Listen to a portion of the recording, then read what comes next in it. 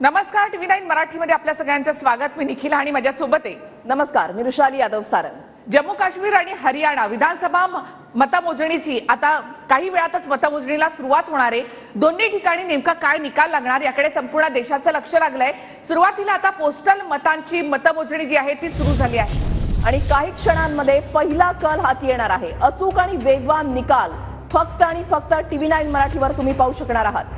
काही क्षणांमध्ये आता पहिला कल आपल्या हाती येणार आहे। पोस्टल मतं जी आहेत ती आता सध्या मोजली जात आहेत। हरियाणामध्ये 90 जागा, जम्मू काश्मीरमध्ये 90 जागा आणि या दोन्ही ठिकाणी भाजप काय कामगिरी करते याकडे सगळ्यांचं लक्ष असेल। हरियाणामध्ये हॅट्रिक करणार का आणि जम्मू काश्मीरमध्ये पुन्हा भाजप या ठिकाणी स्वतंत्र सत्ता स्थापन करण्यामध्ये यशस्वी होणार का याकडे सगळ्यांचं लक्ष असेल।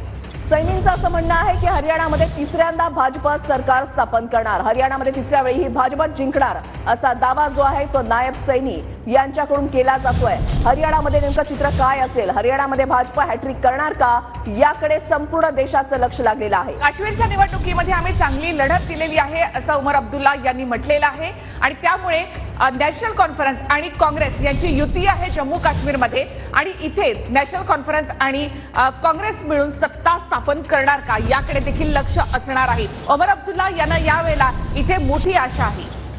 हरियाणा आणि जम्मू काश्मीरचं चित्र जर पाहिलं तर या ठिकाणी भाजप आणि काँग्रेस यांच्यामध्ये काटेकी टक्कर पाहायला मिळते। काही क्षणांमध्ये पहिला कल जो आहे तो हाती येणार आहे।